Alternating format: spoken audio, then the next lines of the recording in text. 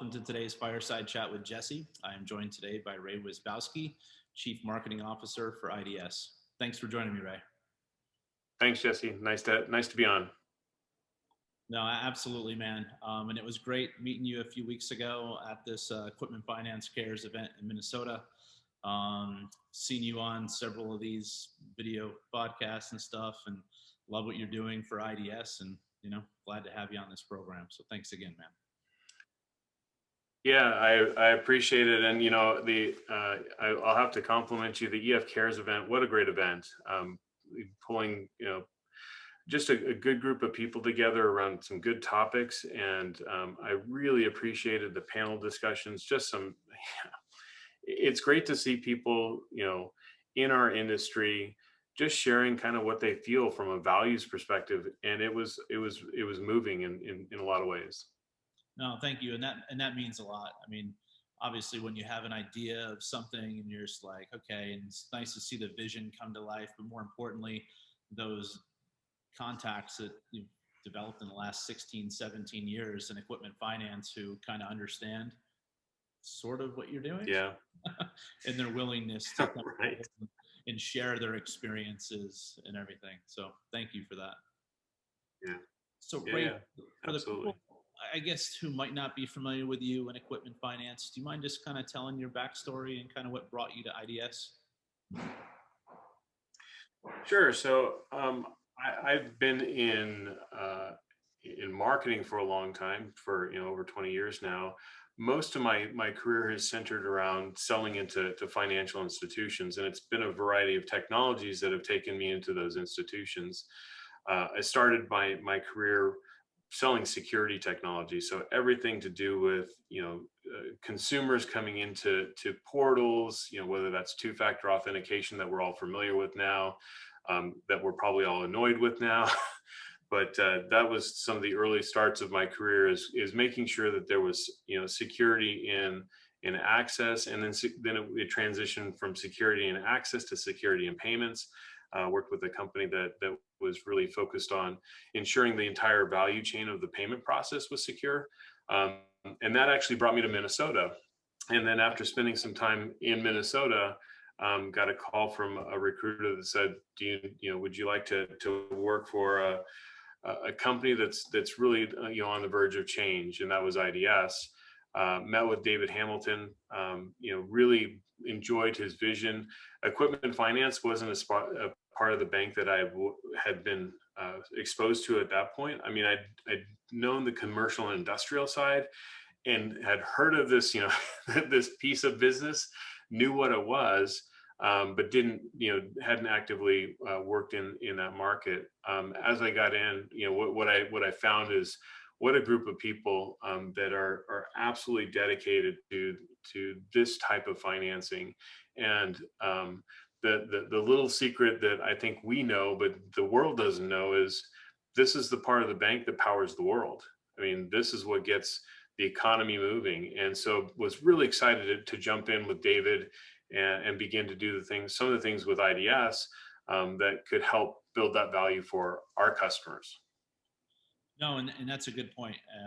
The majority of these, I want to say this is number 35 or 36. No one ever says they went to school. Wow. To be an equipment finance. Right. Stumble across it, but it's like one of those things where it's like once you're in and you kind of start to begin your network, and it's like, wow, it's a great industry to be in. Yeah, it's a tight-knit community too. I mean, it's you got to show up, you got to do what you say, you got to your words have to mean something, and I love that. It's not necessarily it's an industry that's evolving and changing and becoming more progressive, but it's also one based in some bedrock principles that are very obvious once you get into the industry. And to your point that you mentioned earlier, I mean, it is the financial backbone of our entire economy. I mean, I don't know if you did the leaseback, the capital connections, but when you look at some of those stats where it's like $1 trillion industry, I mean, that's That's Oh, awesome. absolutely. And globally, 2 trillion is how we would look at that just from a market size. So the US being, leading the way with about $1 trillion of transactions every year. It's phenomenal, the economic horsepower and really the economic engine that comes from equipment finance. And how long have you been with IDS, right? So coming up on 3 years now. Okay, got it. And then for the people who might not be familiar with IDS, do you mind just kind of giving a quick little elevator speech? So IDS is our tagline is secured finance technology, and that's really what we provide. We provide a technology base for finance firms to have an efficient operation, whether that's a traditional bank or a specialty bank, independent finance firm, or captive. We're providing that underpinning of technology, everything from the origination of a contract through adjudication, through underwriting, through documentation into a back office system. And then we provide a fairly robust set of functionality for all of the servicing of that contract, all the way through asset disposition. We have taken that platform and we put it into the cloud. So it's a cloud-based solution that gives for easy integration with other ecosystem partners, people like Vertex O for tax, or DocuSign eOriginal for digital signature. So it's a complete end-to-end equipment finance platform that's offered to our customers through the cloud, and it's offered on a usage base, so you only pay for what you use. No, and that's fantastic. I mean, I've been very familiar with your platforms. I think since I got into equipment finance in 2005, and it was always the big guys, right? Like you guys still own, I want to say, 80% of the top 40 in the monitor, right? And what you guys have been able to do in the last, I want to say, 3 to 5 years, going down market and getting those smaller companies and having them grow with you, that's quite achievable. Yeah. Well, it really it's technology based. We came in with a mindset of making this available to any size organization, large, small, startup through well established.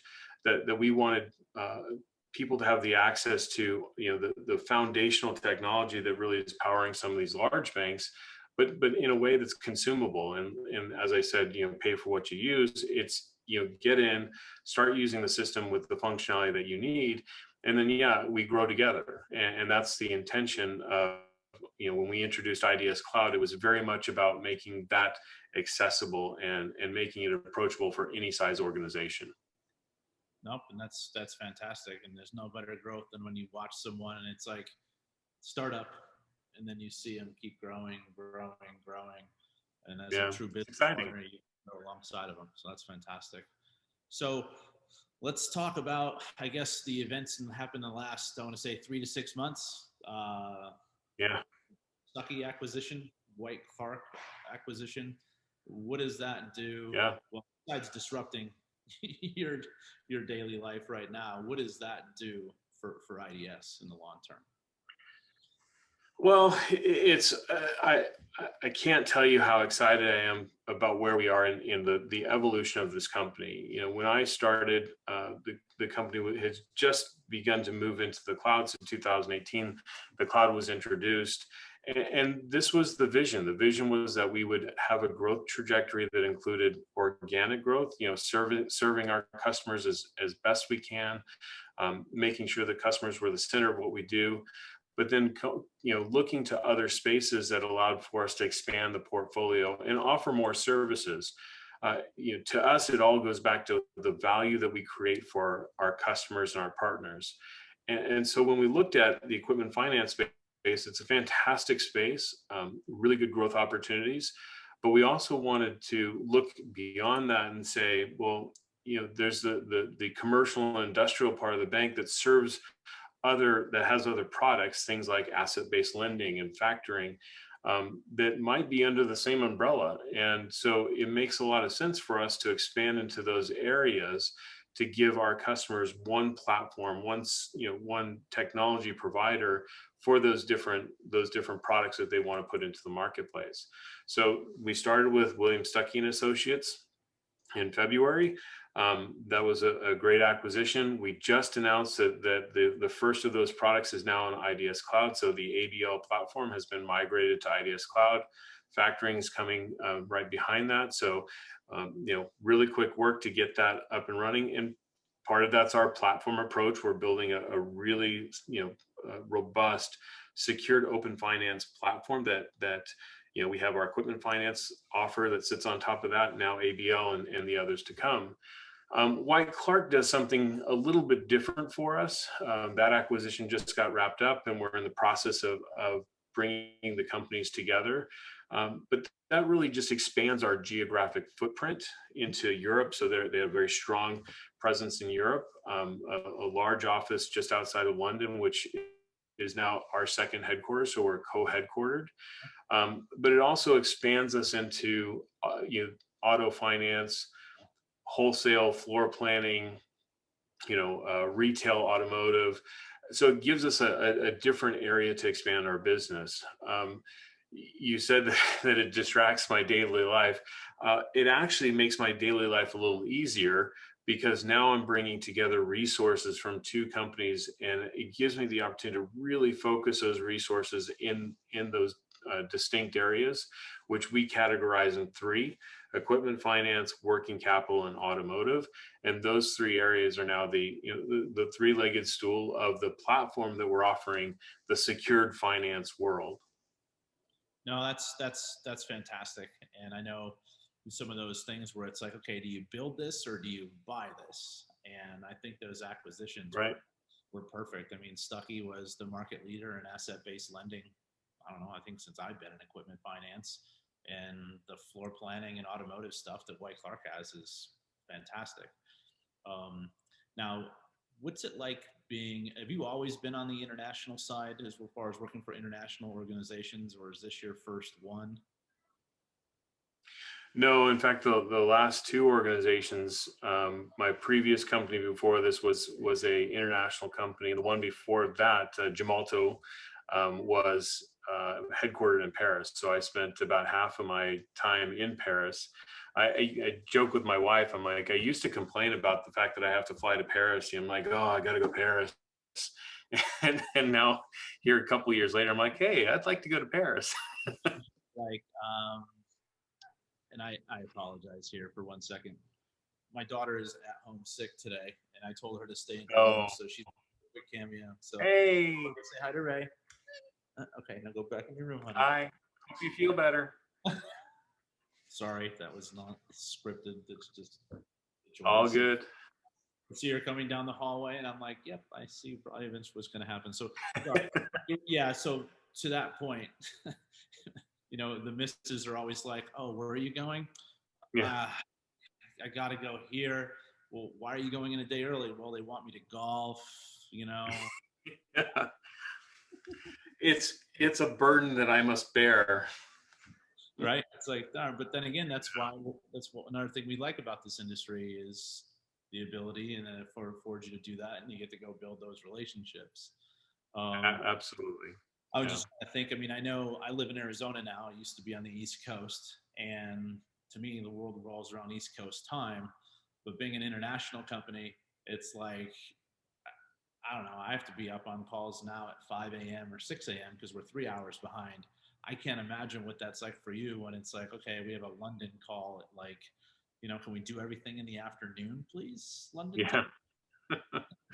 Well, I think the biggest juggle, the Europe, US is not so bad. We have a pretty decent sized group of people in Australia, and that always complicates things. So, Duncan Smith, our MD down in Australia, is very gracious, but there's been more than one time when we're having a meeting, and sometimes the board meetings will get scheduled at 2:00 in his morning, and I feel for the guy, but it's part of being an international company. So we try to be balanced and making sure that we're not being too crazy with people's schedules, but you make it work. And this technology has revolutionized the way that we're able to connect. I mean, being able to have face-to-face interactions, and we've made a pretty strict policy that even if people are sitting in a room, everybody turns on their camera so that you can see facial expressions. It makes a huge difference in how you're able to connect and work together as a team. No, and that's a great point. And that was something that came up in that event in your backyard a few weeks ago, where people were just like, this has changed. I mean, I know before it's like I'd be on the road all the time and I didn't want my camera on. It's like, come on, let me Right. relax. But now or when you go into boardrooms and you see all the technology and it's like, why isn't this being utilized? Yeah. I'm curious to see, and I'm curious to see what your BDs see when they go into these places. I guarantee you those will be up and running. Yeah, I think that's going to be the case. I mean, it's certainly, well, we're in a finance industry, and the CFOs out there are like, well, I don't think you need to travel so much. So there's still real value in making those personal connections. But I do think it's going to be, if you're in a sales process, do you have to meet in person every time, for a period of time? Probably not. I mean, there's a way to balance those in-personal interactions with, what really is meaningful for the business. I'll never never diminish the value of that handshake or that in-person interaction, because those are really valuable. But this can augment those relationships even more as time goes on. No, and that's a good point. I mean, before was in the software game for a little while, and before that, when OSG, it's like you get someone on the phone and it's a decent enough prospect. You know what? We'll be down there in 2 weeks. Before because you already know they're a good fit and they potentially have the revenue to justify Yeah. a plane trip. Now, so what would that turn into? Like maybe a 3 to 5 call close of traveling between, okay, intro, RFP, make the finals, go, and then you wrap it up. I see that now. I mean, like you said, it's hard to put a dollar amount on a handshake and face to face to feel people out. Right.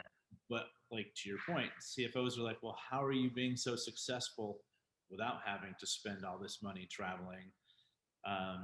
The other Right. side, where I'm the salesperson, where it's like, well, you need to do something, because it doesn't have to be 3 to 5. Maybe it's a 1, maybe it's a 2. You do all the qualification this way, build that relationship, and then Right. go there and see if it passes the sniff test, for lack of better terms. Yeah. Yeah, and I think it's the right question to ask. Do you need to be do you need to travel as much? But at the same time, the at the end of the day, it really comes down to the type of relationship that you're building, and if that relationship requires you to be there in person, be there in person.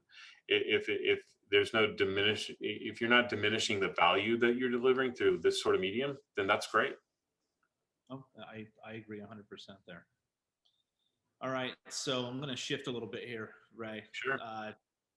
Been asking everyone who comes on here, tell me a little fun fact about yourself that people might not know. So a fun fact, 1% of the U.S. population have run a marathon, and I'm in that 1%. I am definitely not in that 1%. So in 2013, so it's been a little while. I had a buddy who is very passionate about military, and was able through his law firm to get us into the Marine Corps Marathon, which is one of the tough, it's a tough marathon to get into. But we got in through a corporate donation, and we had to do some fundraising, raised $22,000 for the Semper Fi Fund. But that gave me the opportunity to run it. It was the longest 5 hours of my life. I probably won't do it again.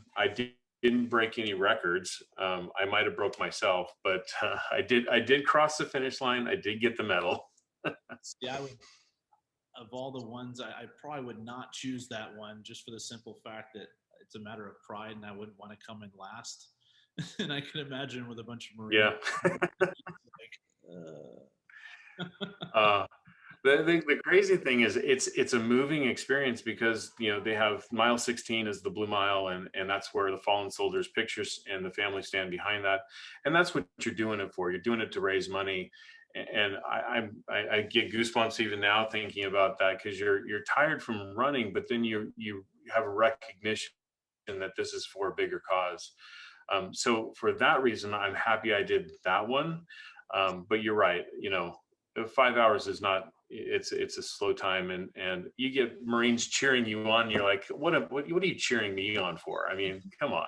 Like, you passed me, dude. Come on. You don't. Yeah, you passed me in boots and a rucksack.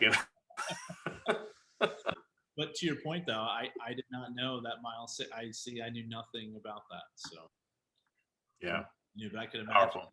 Can imagine even if you hit the wall, once you see that, it's just adrenaline at that point. It is. It's a powerful moment. Nope. Absolutely, Ray. So I guess just in closing here, I know you've given me a lot of backstory on IDS and the direction of what you guys are doing. Just of all the different lease accounting platforms out there, I guess structured finance. I mean, there's so many different ways I could phrase this question. Why? Yeah. Why partner with IDS over somebody else?